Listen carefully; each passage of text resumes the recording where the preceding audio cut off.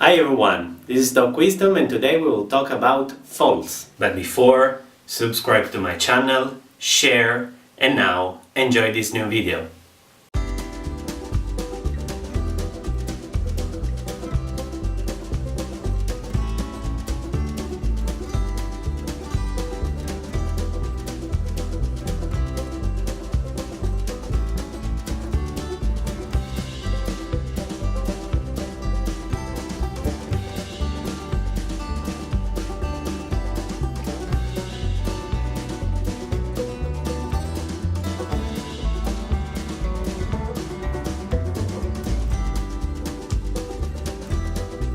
What is a fault?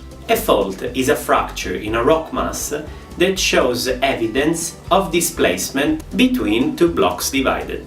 It could be planar or not. Large faults are the result of movements of plates tectonic. In a fault we have the fault plane, that is the plane that represents the fracture. A fault line, that is the line of points where the fracture can be seen on the surface. And obviously we have the two blocks divided by the fracture. If the plane is not vertical, there is a block that stays above the plane that is called the hanging wall. And the block that stays below is called footwall.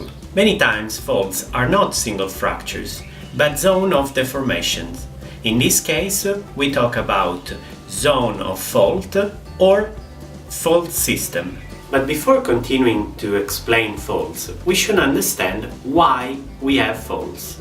Now we know that tectonic plates move and sometimes, because of these movements, they can accumulate energy. When this energy is too much, plates are deformed. And there are two different kinds of deformations. One is temporary and the other one is permanent. Temporary deformation, also defined elastic, is when original shape or size is recovered when the deforming force is removed, like a rubber band that returns in the original shape. Permanent deformation can be of two types, plastic and brittle. Plastic deformation is when there is a slipping of atoms or groups of them without loss of cohesion between each other. Usually, in this case, the macroscopically result is a fold. Brittle deformation is when there is a loss of cohesion in a mass that usually produces a planar fracture. In this case, the macroscopically result is a fault. Usually, brittle deformation is in condition of low pressure and low temperature, so quite superficial. Plastic deformation is in condition of high temperature and high pressure, so relatively deep. So we can say that faults are the way in which tectonic plates react to the lithospheric movements, or, more general, faults are the way in which a rock mass reacts to the stress. A part of this energy is released as kinetic energy, so seismic waves, so earthquakes. Because when the rock is broken, two blocks start to oscillate with an harmonic movement, producing seismic waves, so earthquakes. Another part of energy is released as thermal energy because of the friction between two blocks. In fact, there are particular metamorphic rocks typical of fault planes like cataclysite or mylonite. There are three kinds of faults: normal faults, inverse faults, both are known also as deep slip, and transcurrent fault, known also as strike-slip fault.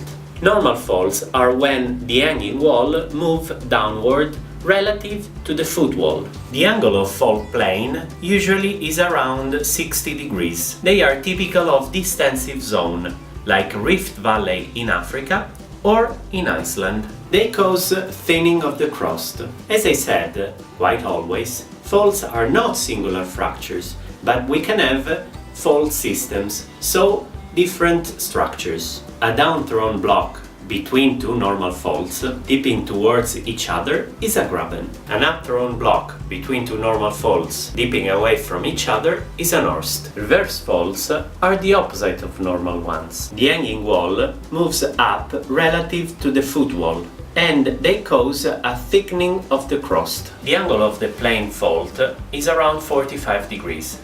If it's 30, the fault takes the name of thrust. Transcurrent fault, or strike-slip, are faults with a vertical plane and lateral movement of the blocks. The most famous transcurrent fault is San Andreas Fault in California. If we stay on one of two blocks and we look at the other one, if the block in front of us moves on the left, the fault is sinistral. If the block in front of us moves on the right, the fault is dextral. A particular kind of transcurrent faults are transform faults. They are typical of oceanic ridge. In fact, these kind of faults separate different parts of the ridge that expand with different speed. There are also faults with complex movements that are a mix of all the others that are called oblique slip faults, and faults with a semicircular plane that are called listric. So now you know that faults are not just in sports, but also inside the earth. So, if you like this new video, thumb up, leave a comment, share, subscribe to my channel, and follow us on the Facebook page Learning Geology. Big ciao from Doc Wisdom. See you next time.